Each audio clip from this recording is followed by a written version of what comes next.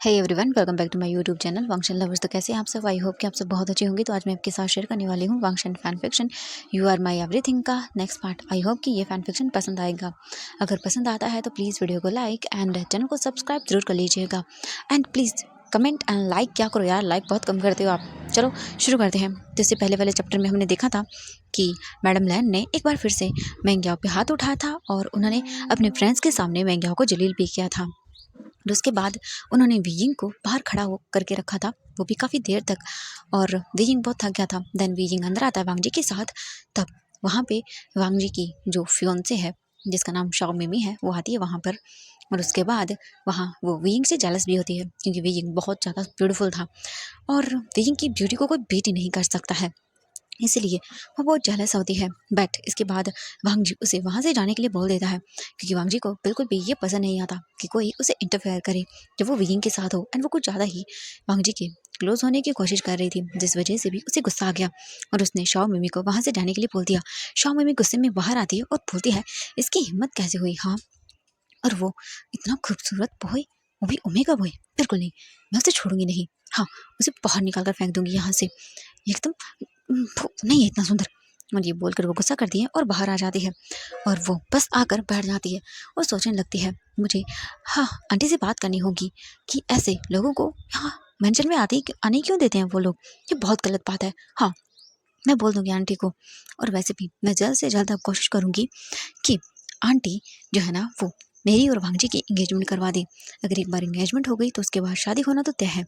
और वैसे भी हमारी कंपनीज के बीच में बहुत बड़ी डील होने वाली है, इसीलिए ये जल्दी हो जाएगा। ये बोलकर वो बस एक स्माइल करती है एंड देन वो अपना फ़ोन निकालती है और कॉल करती है। दूसरी ओर मैडम लैन अपने कामों में बिजी थी। हम वांगजी और वियिंग को देखते हैं। वांगजी वियिंग को देखता है और बोलता है तो अपने हस्बैंड होने की ड्यूटीज़ को निभाने के लिए तैयार हो।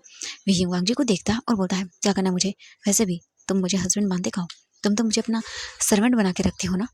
वांगजी वियिंग को देखता है और बोलता है तुम मानो या ना मानो, बट तुम मेरे हस्बैंड हो, ये कभी चेंज नहीं होगा। और दूसरा ये, और लोगों के सामने मैं तुम्हें जैसे भी ट्रीट करूँ, बट अकेले में तुम्हें मैं बहुत अच्छे से ट्रीट करूँगा। दूसरों के सामने तुम मेरे हस्बैंड रहोगे। ये सुनकर वियिंग देखता है वांग जी को और बोलता है ओह अच्छा, हस्बैंड, आपने मुझे कभी हस्बैंड माना है सबके सामने? आपने तो क्या कहा था उनसे कि मैं आपका सर्वेंट हूँ, जैसे चाहूँ आपको वैसे ट्रीट करूँगा, आपने मुझे बाय किया है। ये सब चीज़ें एक हस्बैंड से बोली जाती है।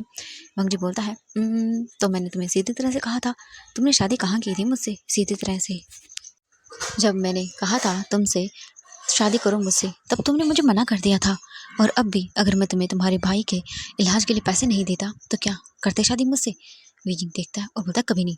वांगजी बोलता हाँ, बस यही से सब क्लियर हो जाता है कि तुम्हें क्या ज़्यादा इंपॉर्टेंट है। विजिंग वांगजी को देखता है और बोलता है कभी तुमने मुझे समझने की कोशिश ही नहीं की। ये सुनने के बाद वांगजी देखता है विजिंग को और बोलता है क्या क्या कहा तुमने? मैंने तुम्हें समझने की कोशिश नहीं की। तुम्हें सच में ऐसा लगता है वी कि मैंने तुम्हें कभी समझा नहीं? मैंने तुम्हारी इतनी बड़ी गलती के बावजूद भी तुम्हें ऑफर दिया था मुझसे शादी करने का, मेरे साथ रहने का, पर तुमने ठुकरा दिया। तो क्या मानूं मैं भी? विजिंग देखता है और बोलता है जो चीज़ समझाई नहीं जा सकती उसे बताने में कोई इंटरेस्ट नहीं है मुझे। ये सुनने के बाद वांग जी बोलता है ठीक है, मुझे भी कोई इंटरेस्ट नहीं है ये सब चीज़ें करने में। अब मैं जो वैसा हूँ वैसा ही रहूँगा और तुम मुझे चेंज नहीं कर सकते। ये सुनने के बाद जो विजिंग था वो बोलता है मैंने तुम्हें कभी नहीं चाहा कि तुम चेंज हो जाओ। वांग जी बोलता है ओ रियली, तुम्हें ऐसा लगता है? विजिंग बोलता है हाँ बिल्कुल, मैंने बहुत कोशिश की। वांग जी बोलता है बहुत हो गया, मुझे कुछ नहीं सुनना, जाओ। एंड वैसे भी टाइम हो गया है, खाना प्रिपेयर करो जाके अपने हस्बैंड के लिए। एंड ये सुनने के बाद जो विजिंग था वो वांग जी को देखता है और बोलता है ठीक है कर रहा हूँ। इसके बाद तुरंत ही वो चला जाता है वहाँ से। वीजिंग आता है किचन में एंड वहाँ पे देखता है तो वहाँ पे कोई नहीं था। वीजिंग सामान देखता है और वीजिंग को समझ नहीं आता भाई वो क्या बनाए। वीजिंग सोचता है कि वो जाके पूछ लेता है, तभी वो जाते टाइम रुक जाता है। उसके सामने मैंग्याओ खड़ा हुआ था। मैंग्याओ वीजिंग को देखता और बोलता तो तुम यहाँ पे? वीजिंग बोलता हाँ मैं यहाँ पे, वो एक्चुअली मुझे खाना बनाना था। वो मैंग्याओ बोलता है ओह हाँ, तो तुम ठीक हो? वीजिंग बोलता हाँ मैं ठीक हूँ। तभी बीइंग की नज़र पड़ती है मैंग्याओ के फेस की ओर। मैंग्याओ वो जल्दी जल्दी आ गया था नीचे क्योंकि उसे खाना बनाना था। अगर मैडम ये ने मतलब मैडम लैन ने देख लिया तो वो गुस्सा करती। एंड बीइंग बोलता है ये आपके फेस पे क्या हुआ है? जो मैंग्याओ था वो बोलता हाँ नहीं नहीं कुछ नहीं हुआ, बस वो ऐसी। बीइंग उन निशानों को देखने के बाद समझ जाता है कि हाँ, इस लैब के निशान है। वीजिंग कुछ भी नहीं बोलता। इसके बाद वो देखता है और बोलता है खाना मैं बना देता हूँ। मेंग्याओ बोलता है, वीजिंग बोलता है हाँ, नहीं मैं बना दूँगा। मेंग्याओ बोलता है इट्स ओके, कोई बात नहीं। एंड देन इसके बाद वीजिंग बोलता है नहीं, बिल्कुल नहीं, मैं बना देता हूँ, ठीक है। मेंग्याओ बोलता है चलो दोनों बनाते हैं। वीजिंग बोलता है हाँ, ठीक है। एंड इसके बाद वीजिंग मेंग्याओ के साथ खाना बनाना शुरू कर देता है। एंड वो दोनों मिलकर खाना बनाते हैं। मेंग्याओ बता रहा था वीइंग को क्या बनाना है, कैसे बनाना है, कितना कुछ कैसे करना है। एंड वीइंग और मेंग्याओ दोनों बहुत अच्छा बॉन्ड बना रहे थे एक दूसरे के साथ। एंड वीइंग को बहुत अच्छा लग रहा था मेंग्याओ के साथ। वीइंग ने कभी मेंग्याओ को पर्सनली नहीं जाना है, बट अभी जब वो दोनों एक साथ खाना बना रहे थे तो बहुत अच्छा लग रहा था वीइंग को। वीइंग को ऐसा लग रहा था कि जैसे वो अपनी शीशे से बात कर रहा हो। वीइंग बोलता है कि मैं आपको ग्याओ गगा बुलाऊं। ये सुनकर मेंग्याओ बोलता हाँ गगा। वीजिंग बोलता हाँ, वो आप मुझसे बड़े हैं ना। ये सुनकर मेंग्याओ बोलता हाँ बिल्कुल, तुम मुझे बुला सकते हो। वीजिंग स्माइल करता है एंड वो खाना बनाना शुरू कर देता है। एंड तभी आवाज़ आती है एक सर्वेंट की। सर्वेंट बोलता है मैडम लैन ने कहा कि उनके लिए जूस लेके जाना है। मेंग्याओ बोलता हाँ हाँ मैं बना देता हूँ। एंड वो काम करने लगता है। तभी हम देखते हैं लैन सिचन को। लैन सिचन किचन में आते हैं और बोलते याओ तुम हाँ क्या कर रहे हो, याओ तुम किचन में, मैंने कहा था ना तुम्हें काम नहीं करना जब तक हमारा बेबी डिलीवरी नहीं हो जाता।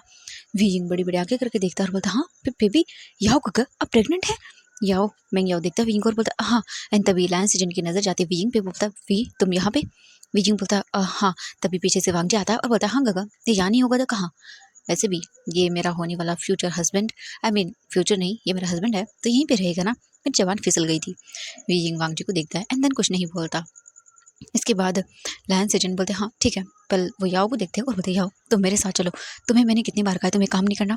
वीजिंग भी बोलते हाँ आप जाइए गगा, मैं कर दूंगा। मैं याओ बोलते नहीं, वैसे खाना ही लगाना है, सब कुछ हो गया है।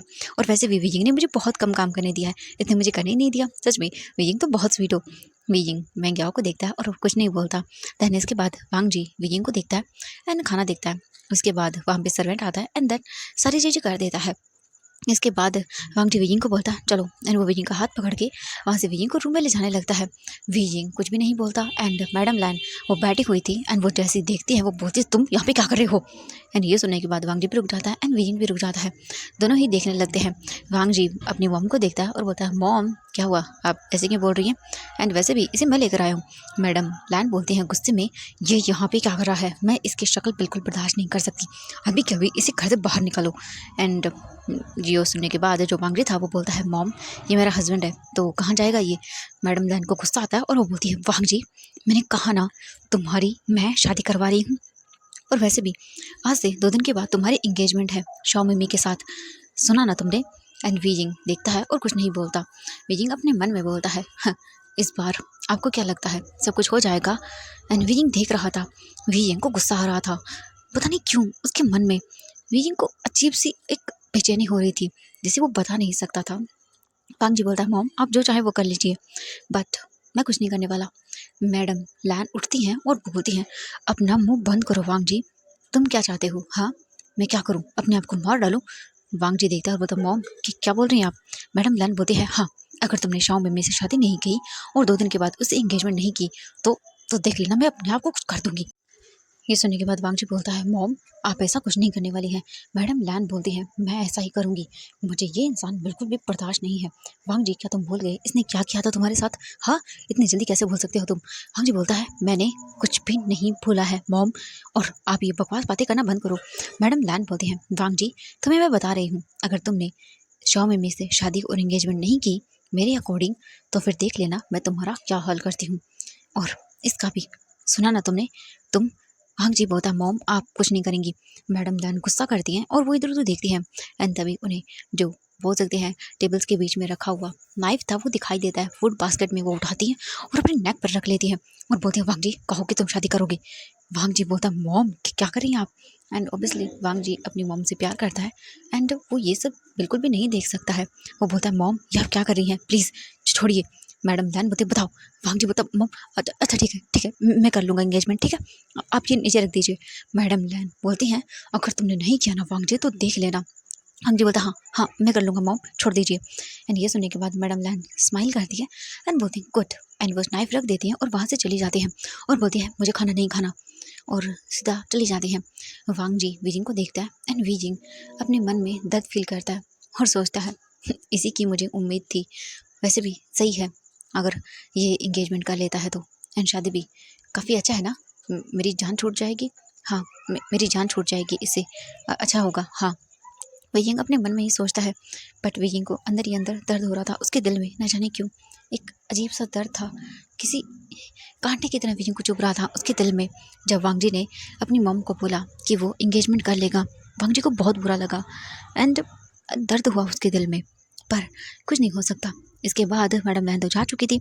लायन से जन बोलते हैं, वांग जी ये तुम क्या कर रहे हो? हाँ, मैं मानता हूँ वियिंग ने जो किया वो हम भूल नहीं सकते हैं, बट वांग जी ये भी मत भूलो कि तुमने अब दोबारा से उससे शादी की है लीगली।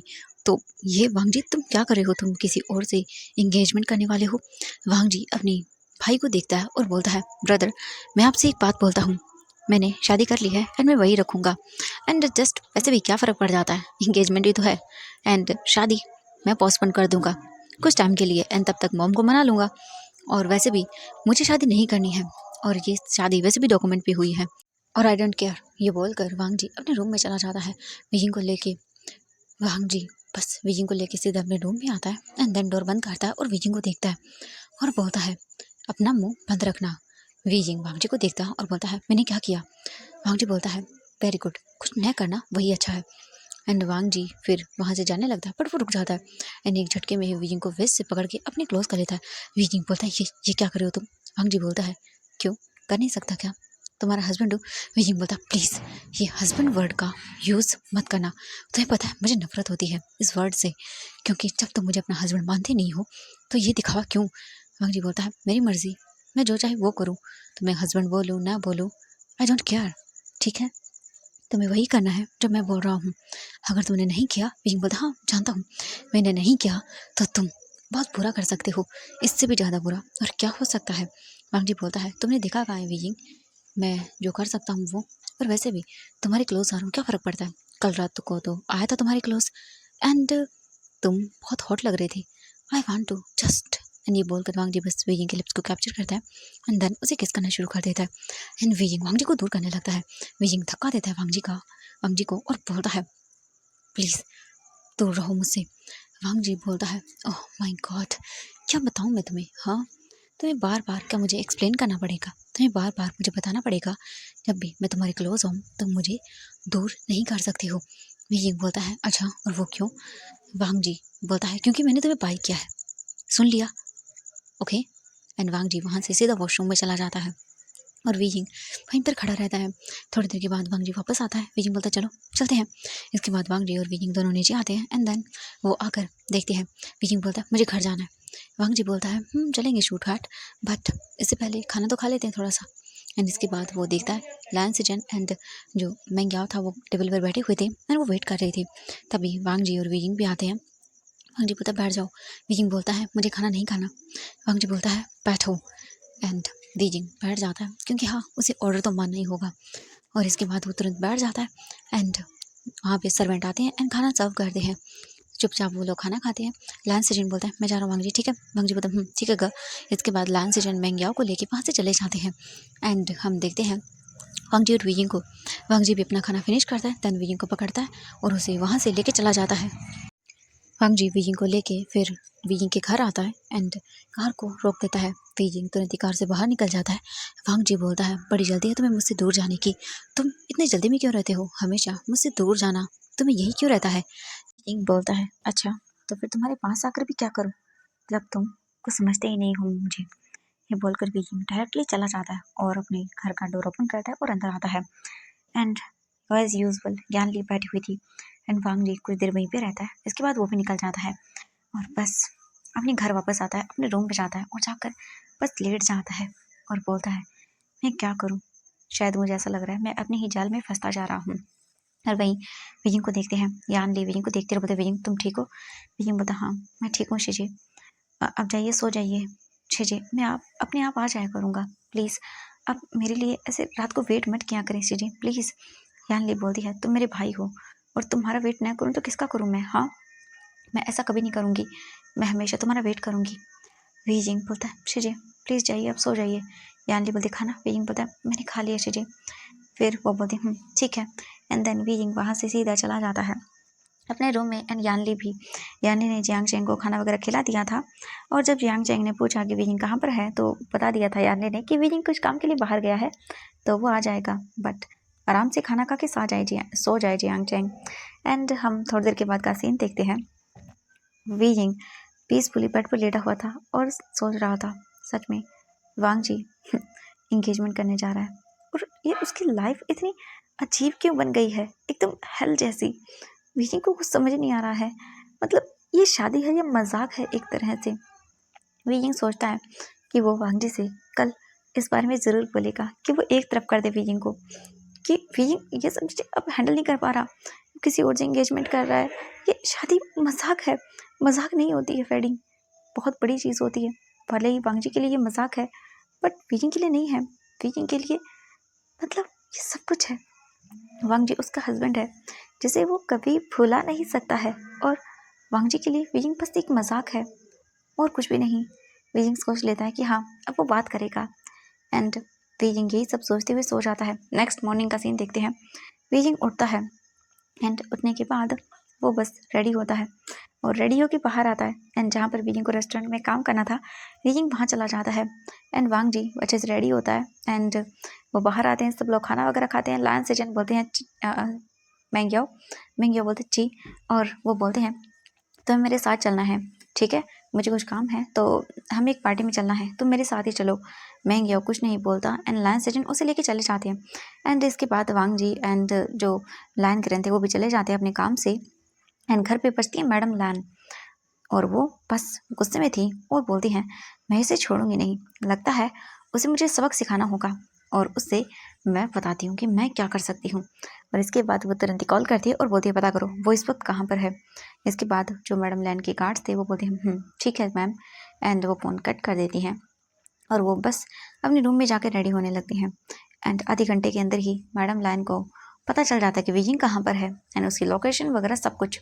मैडम लैन बोलती हैं तुम्हारा अकल लगता है मुझे ठिकाने लगाना ही पड़ेगा, लगता है तुम्हारी अकल अभी भी अच्छे से ठिकाने पर नहीं आई है। कितनी मुश्किल से मैंने तुम्हें अपनी बेटी की लाइफ से बाहर निकाल कर फेंका था, बट नहीं, तुम एक नंबर के ठीठ इंसान को, तुम मेरी बेटी की लाइफ से निकल ही नहीं रहे हो। बट इस बार तुम्हारा पक्का इंतजाम करके आऊँगी मैं, और बस अपने बेटे की दोबारा से एक बार शादी करवा दूँ मैं, बस। और वैसे भी मेरी बेटी की तुमसे शादी मैटर ही नहीं करती है, तो मुझे अपने बेटे की बस शादी करवानी है। एंड इसके बाद वो कॉल करके सभी लोगों को बोल देती है, लेकिन डेकोरेशन का काम जैसे भी था सब कुछ, इनविटेशन वगैरह मैम जो लैन थी वो सब कुछ भेजना शुरू कर देती है, और ऐसा ही होता है। कुछ देर के बाद वो वहाँ से निकल जाते हैं। हम विजिंग को देखते हैं, विजिंग उसी मतलब काम कर रहा था रेस्टोरेंट में, और काफ़ी देर तक कर रहा था। एंड ऐसे ही करते हुए विजिंग को काफ़ी देर हो जाती है।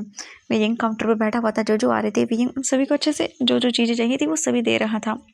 एंड देन तभी वहाँ पर एक लेडी आती है, एंड वो आते ही विजिंग को देखती है और सीधा विजिंग के पास जाती है, एंड विजिंग को अपने तरफ टर्न करती है। विजिंग बोलते जी आपको कुछ चाहिए, एंड वो देखता है उसके सामने मैडम लैन खड़ी हुई थी। मैडम लैन बोलती है बाहर चलो, मुझे तुमसे बात करनी है, या चाहते हो तुम्हारा तमाशा सबके सामने बनाऊं। विजिंग अपनी आइज बंद करता है और डीप ब्रीथ लेता है और बोलता है मैं आ रहा हूँ, आप चलिए। ये सुनकर मैडम लैन बोलती एंड वो तुरंत ही चली जाती हैं। वो बाहर आती हैं और आकर खड़ी हो जाती है। कुछ ही देर के बाद विजिंग जो एप्रन वगैरह पहना हुआ था वो निकालता है, एंड देन बाहर आता है और आकर खड़ा हो जाता है मैडम लैन के सामने और बोलता है जी बोलिए, आपको मुझसे क्या बात करनी है। मैडम लैन बोलती है तुम लगता है फिर से अपनी हरकतों पर आ गई, हाँ लगता है तुम फिर से वही गिरी हुई हरकत कर रहे हो, और इस बार तो तुमने मेरे बेटे को अपने जाल में इस तरह फंसाया कि उससे शादी कर ली। बीजिंग बोलता है मैंने कुछ नहीं किया है, जो किया है वो वांगची ने किया है। मैडम लैन बोलते हैं शट अप, अपना मुंह बंद रखो और अपनी इस घटिया से मौत से मेरे बेटे का नाम मत लो। सब तुमने किया है, तुमने ही मेरे बेटे को फंसाया होगा जाल में, जैसे कि आज से कुछ साल पहले फंसाया था। वीजिंग बोलता है मैंने कुछ भी नहीं किया है। मैडम लैन बोलती हैं ओह अच्छा, तुम बोलोगे और मैं तुम्हारी बात मान लूँगी। वीजिंग बोलता है आपको मानना है या नहीं मानना है, आई डोंट केयर, बट मुझे बस इन सब चीज़ों से बाहर निकलना है। मैडम लैन बोलती हैं ओह अच्छा, तुम्हें बाहर निकलना है, हाँ लगता है तुम्हें एक सबक याद नहीं है, जैसे मैंने तुम्हें और तुम्हारे सब बच्चे को मार डाला था। हाँ लगता है दोबारा कुछ ऐसा करना पड़ेगा मुझे। वीजिंग गुस्से में अपने हाथों की मुट्ठियों को टाइट करके बंद करता और बता शट अप। उस वक्त मैं अनजान था कि आप क्या कर रही थी, मैं बेवकूफ़ था जो आपके कहने पर वहाँ चला गया था, और आपने आपने मुझे मुझे वो मेडिसिन दी और मेरे बच्चे को मार डाला। आप ऐसा कैसे कर सकती है? आपकी जितनी घटिया औरत मैंने अपनी लाइफ में नहीं देखी है। आप कैसे कर सकती हैं? आपका ग्रैंडसन था वो। ये सुनकर मैडम लैन बोलते शट अप, बिल्कुल शट अप, मैं नहीं मानती और अपना मुंह बंद रखो। जैसे मैंने उसे मार डाला था तुम्हें भी मार डालूंगी, क्योंकि मुझे अपने बच्चों की लाइफ में मैसअप नहीं चाहिए। एक वैसे ही घटिया ओमेगा मेरे घर पर पड़ा हुआ है। अब मैं नहीं चाहती कि एक और ओमेगा मेरे घर पर आ जाए, बिल्कुल यूजलेस। और तुम्हारे जैसा ओमेगा तो बिल्कुल भी नहीं चाहिए मुझे। तुम ओमेगा से नफरत होती है। तुम जैसे ओमेगा बस रईस घर के लोगों को फंसाते हैं और कुछ नहीं करते। वीजिंग बोलता है हाँ, आपके जैसे बड़े लोग ना इतनी घटिया और छोटी सोच रखते हैं। हाँ, मुझे तो हैरानगी होती है ये जानकर कि इतने बड़े बड़े घरों में इतने नीच और गिरे हुए लोग रहते हैं। सच में आपका घर बहुत बड़ा है बट दिल उससे भी छोटा है। मैडम लान बता शट अप एंड ये बोलकर वो विजिंग के फेस पे स्लैप करने वाली थी। विजिंग हाथ पकड़ लेता और बता अब नहीं, बिल्कुल नहीं। पहले मैं बेवकूफ़ था, मैंने सब मान लिया था, मैं टूटा हुआ था, वांग जी की नज़रों में मैं गिर गया था। बट अब नहीं। आपको क्या लगता है आप ही अब मुझे उससे अलग कर पाएंगी? पहले मैंने जाने दिया उसे, क्योंकि मैं आपके इंटेंशन को अच्छे से नहीं जान पाया था, बट अब अच्छे से जानता हूँ। अब मैं उसे नहीं छोड़ने वाला। आपने कहा ना कि आप मुझे मार डालेंगी? मैडम लहन बोलती हाँ। विजिंग बोलता है कोशिश करके देख लीजिए इस बार आप मुझे उससे दूर कर पाती हैं या नहीं।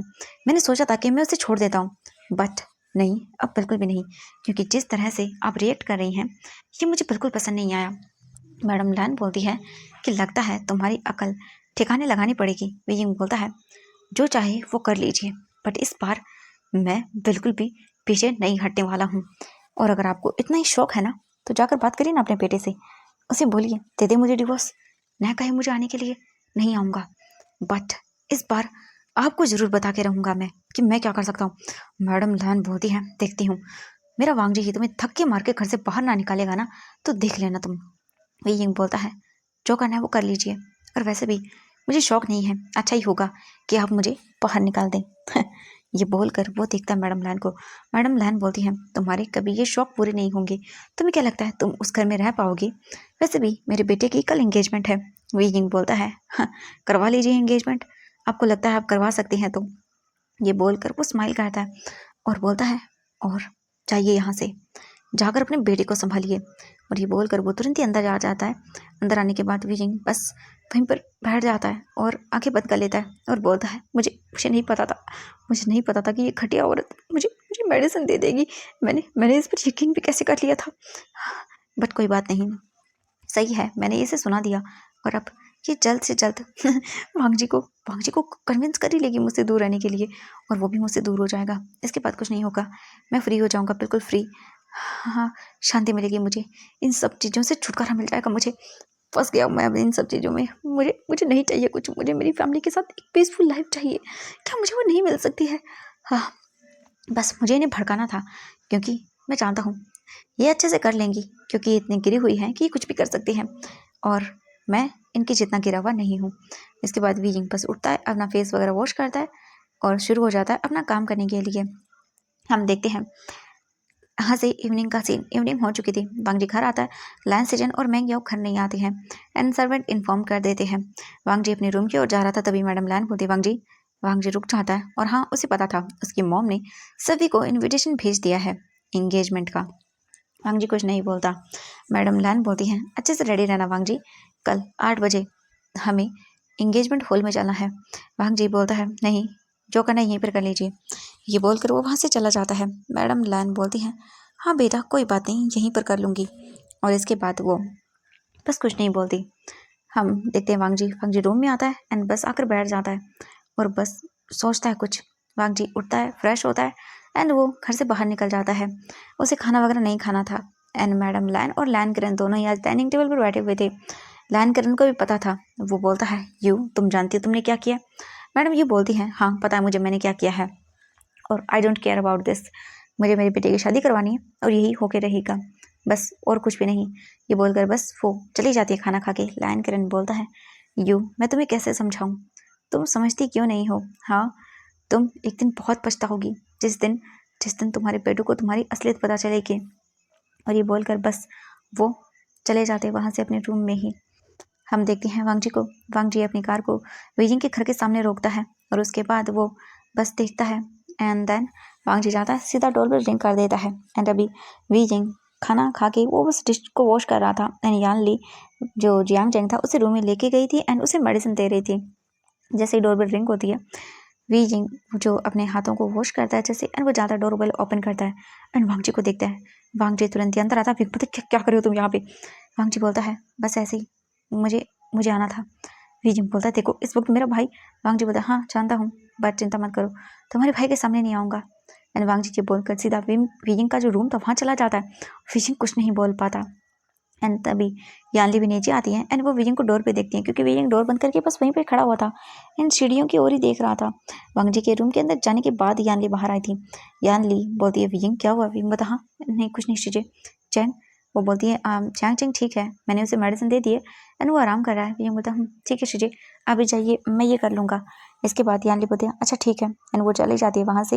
विजिंग बस आता है वापस एंड जो कुछ बर्तन रह गए थे विजिंग उन्हें वॉश करता है एंड वो सब कुछ लाइट वगैरह ऑफ करके डोर वगैरह जो भी था बाहर का अच्छे से चेक करके वापस रूम में आता है। एंड आकर बस वो वहाँ पे रूम के पास खड़ा हुआ था। बीजिंग डोर ओपन करता है और अंदर आता है तो देखता है वांग जी वहाँ बेड पे था और बैठा हुआ था एंड डोर को ही देख रहा था। बीजिंग बोलता है क्या करे हो यहाँ पे? बीजिंग डोर बंद करके वांग जी के पास आकर बोलता है। वांग जी बोलता है क्यों मैं नहीं आ सकता? बीजिंग बोलता है हाँ तुम नहीं आ सकते हो तुम्हें पता नहीं है मैंने कहा ना तुम नहीं आ सकते हो मेरे भाई। वांग जी बोलता है हाँ जानता हूँ बट मेरा मन कर रहा था तुम्हारे पास आने का। वी जिंग को वांग जी देखता है और बोलता है मेरे पास आने का मन? वैसे कॉन्ग्रेचुलेशन कल तुम एंगेजमेंट करने वाले हो। वांग जी वी जिंग को देखता है और बोलता है ओह हाँ थैंक यू खुशी हो रही है ना तुम्हें अपने हस्बैंड की एंगेजमेंट देखते हुए? वी जिंग बोलता है हाँ बहुत खुशी हो रही है मुझे। तो डिवोर्स कब दे रहे हो मुझे? वांग जी बोलता है ओ माय गॉड क्या बात है मेरी एंगेजमेंट हुई भी नहीं और तुम्हें डिवोर्स की पड़ी है। और ये बोलकर वांग जी तुरंत ही वी जिंग को बेड पर खींच लेता है और उसे देखता है और बोलता है वी जिंग बस अपने फेस को वांग जी की ओर टर्न करता है और बोलता है क्या है? वांग जी बोलता है क्या सच में तुम चाहते हो कि मैं एंगेजमेंट कर लूँ? क्या तुम्हें जरा सा भी मेरे मेरे बारे में कोई ख्याल नहीं आता? वी जिंग बोलता है तुम्हारे बारे में तुम्हारे बारे में क्या ख्याल करूँ मैं? हाँ बताओ मुझे। ये सुनने के बाद जो वी जिंग को देखता है वांग जी और बोलता है हाँ सही कहा वी जिंग क्या एक बार भी तुम सच में क्या मुझसे प्यार करते थे वी जिंग? मतलब मुझे ना कभी कभी ऐसा लगने लगता है। वी जिंग बोलता है मुझे भी ऐसा ही लगता है। क्या तुमने कभी किया था वांग जी मुझसे प्यार? वांग जी विजिंग को देखता है और बोलता है तुमसे विजिंग तुमसे तो मैंने अपनी जान से भी ज़्यादा प्यार किया था। विजिंग बोलता है हाँ और उसी जान को वांग जी बोलता है नहीं तुमने विजिंग तुमने तुमने उस उस छोटे से मासूम। विजिंग बोलता है मुझे कोई बात नहीं करनी और ये बोलकर वो बोलता है लो प्लीज़ जाओ यहाँ से। वांग जी बोलता नहीं मुझे यहीं रहना है अपने हस्बैंड के पास। अगर तुम नहीं चाहते हो कि मैं अभी जाके तुम्हारे भाई को सब बता दूँ तो फिर चुपचाप करके विजिंग मैंने जो कहा है वही करो। एंड वांग जी विजिंग को हक करता है और बोलता है मुझे सोने दो। विजिंग बोलता है तुम अपने घर पे जाके क्यों नहीं सो सकते हो? वांग जी बोलता है हाँ अपने घर पे जाके सो सकता हूँ अगर तुम मेरे साथ चलो तो। विजिंग बोलता है कभी नहीं। वांग जी बोलता है तो ठीक है मैं यहीं पे रहूँगा। और बस इसके बाद वो वीजिंग को हक करके ही सो जाता है एंड वीजिंग कुछ भी नहीं करता एकदम वैसे ही लेटा रहता है। एंड थोड़ी देर के बाद वांग जी नींद आ जाती है उसे एंड वीजिंग वांग जी को देखता है और बोलता है ये अच्छा ही होगा तुम्हारे लिए कि तुम्हारी माँ मुझसे तुम्हें दूर कर दे। मैं अपनी फीलिंग्स को खुद ही अब बिल्कुल भी संभाल नहीं पा रहा हूँ तो जल्द से जल्द ये ड्रामा ख़त्म हो जाए मैं यही चाहता हूँ। और ये बोलकर बस वो अपनी आंखें बंद कर लेता है। हम देखते हैं कुछ मॉर्निंग के अंदर मॉर्निंग हो चुकी थी एंड वी जिंग उठता है एंड वो देखता है तो वांग जी उसके पास ही सोया हुआ था। वी जिंग कुछ भी नहीं बोलता वो वांग जी को साइड करता है एंड उसके बाद जाता है वॉशरूम में बात लेता है और बाहर आता है। उसके बाद देखता है वांग जी को वांग जी अभी भी सो रहा था। वी जिंग फिर वो जल्दी से वांग जी को उठाता है। वांग जी बोलता प्लीज़ मुझे सोने दो। वी जिंग बोलता उठो और अपने घर जाओ वहाँ जाके सो जाओ। वांग जी ओपन करता है आइज एंड वी जिंग को देखता है और बोलता है हाँ जा रहा हूँ। इसके बाद वो तुरंत ही उठता है एंड बोलता है जाकर कहीं देख लो बाहर तुम्हारा भाई ना हो कहीं पता चल जाएगा तो क्या पता तुम्हारे भाई को कहीं विजिंग पता है मेरे भाई के बारे में कुछ बुरा शब्द यूज़ मत कर लेना। वांग जी बोलता हाँ हाँ ठीक है जाकर देख लो। विजिंग नीचे आता है एंड देखता है तो उसकी बहन यान ली वो थी बैठी हुई थी और कॉफ़ी पी रही थी। विजिंग आता है और बोलता है श्री जियांग चैंग कहाँ है? यान ली बोलती है वो बात ले रहा है। विजिंग बोलता है ठीक है शीजे एंड वो तुरंत ही भाग के जाता है और बोलता है मेरा भाई नहीं है अभी के अभी निकल जाओ। वांग जी बोलता हाँ जा रहा हूँ। इसके तुरंत ही बाद वो वहाँ से चला जाता है और जो वीजिंग था वो वांग जी को लेके नहीं जाता है। यान ली एक नज़र देखती है एंड कुछ नहीं बोलती। वांग जी घर से बाहर निकल जाता है। यान ली फिर वीजिंग को देखती है और बोलती है, वीजिंग क्या ये सब ऐसे ही चलता रहेगा? वीजिंग बोलता है,